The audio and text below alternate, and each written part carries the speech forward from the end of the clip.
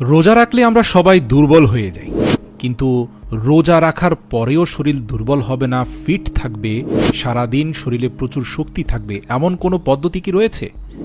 এ বিষয়ে বিশিষ্ট food nutritionist Ayesha Siddika বলেন, অনেক অসুস্থ রোগীরা আছেন, বিশেষ করে ডায়াবেটিস, উচ্চ রক্তচাপ, হার্টের সমস্যা, এই জাতীয় লোকেরা রোজা রাখার পূর্বেই মানসিকভাবে দুর্বল হয়ে পড়েন কি রোজা আমি রাখতে পারবো কিনা। এছাড়াও আমরা যারা ওয়ার্কিং পার্সন আছি, পুরুষ অথবা মহিলা যারা কাজ করে থাকি, তারাও কিন্তু অনেক সময় চিন্তা করি যে আমাদেরকে আমাদের কর্মক্ষেত্রে অনেক হার্ড ওয়ার্ক করতে হয়, তো আমরা রোজা রাখার পরেও এ পরিমাণ হার্ড ওয়ার্ক করতে পারবো কিনা। অ্যাকচুয়ালি রোজা হলো আমাদের শরীরের একটি জাকাত। সারা বছর যখন খাবার দাবার খাই, সারাক্ষণই কিন্তু খাবার দাবারের মাধ্যমে আমরা আমাদের অর্গানগুলোকে ব্যস্ত রাখি। রোজার সময় মহান আল্লাহ রব্বুল আলমিনের তরফ থেকে এগুলোকে রেস্ট দেওয়া হয়, স্বস্তি দেওয়া হয় পুরো 30টা দিন, যাতে এরা পুনর্গঠিত হতে পারে। দেখবেন রোজার মাধ্যমে অনেক মানুষের মেটাবলিক পাওয়ার বেড়ে যায়, হজম ক্ষমতা অনেক বেড়ে যায়। এর কারণ হচ্ছে অর্গানগুলো পর্যাপ্ত রেস্ট পায়। অর্থাৎ মানুষ যেমন পরিশ্রান্ত ক্লান্ত হয়ে বিশ্রামের প্রয়োজন হয়, একইভাবে 11 মাস ননস্টপ খাবার দাবারের পরে 1 মাস রোজা রাখার ফলে আমাদের অর্গানগুলো রিল্যাক্সড হতে পারে, কিছুটা বিশ্রাম নিতে পারে, এবং এর ফলে এগুলোর ভেতরে থাকা বিষাক্ত জীবাণু বের হয়ে যায়, মৃতপ্রায় কোষগুলো নষ্ট হয়ে যায় এবং নতুন করে সেগুলো পরিষ্কার হয়ে ব্র্যান্ড নিউ হয়ে যায়। যেমন করে আমরা ঘর পরিষ্কার করি, ঠিক একইভাবে আমাদের অর্গানগুলো রোজা রাখার মাধ্যমে পরিষ্কার হয়ে যায়। এক কথায় বলতে গেলে আমাদের ঘর যেমন আমরা সপ্তাহে একটা দিন ঝেড়ে মুছে পানি দিয়ে পরিষ্কার করি, ঠিক একইভাবে রোজাটা আমাদের পুরো বডিটাকে ক্লিন করে ফেলে, যার জন্য রোজাটা স্বাস্থ্যের জন্য এতটা উপকারী।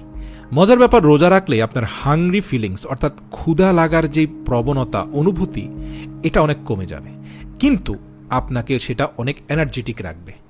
এই এনার্জিটা ধরে রাখার জন্য আপনাকে অবশ্যই বেসিক্যালি গুরুত্বপূর্ণ কয়েকটি খাবার বাদ দিতে হবে এবং কয়েকটি খাবার অবশ্যই খেতে হবে।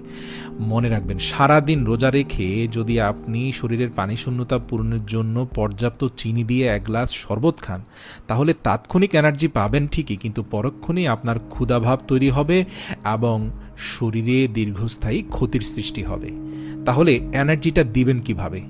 এর জন্য আপনাকে ন্যাচারাল ফ্রেশ খাবারটা বেছে নিতে হবে।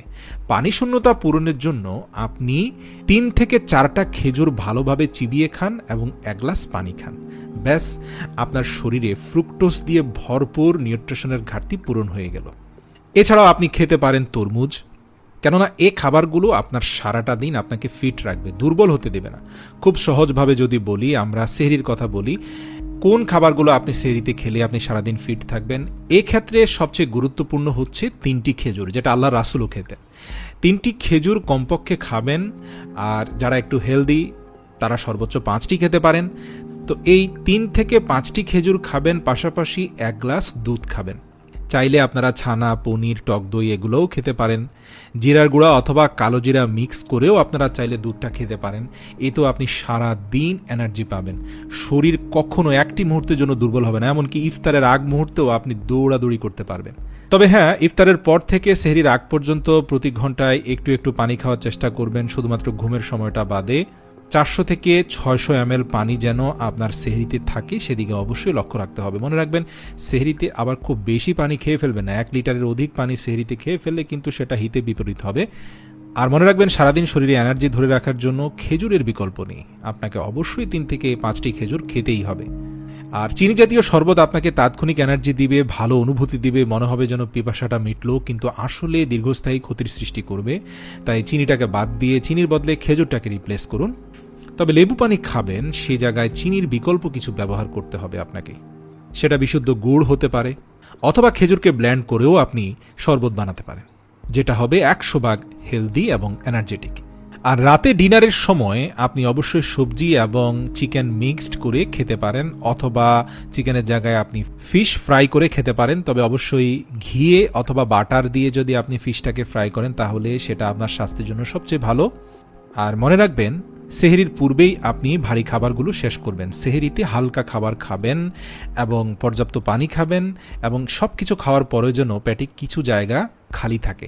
সেহরিতে একদম গলা পর্যন্ত পেট ভরে খেয়ে ফেলবেন না, এতে সারাদিন অস্বস্তি লাগবে এবং এনার্জিও খুব ভালো থাকবে না।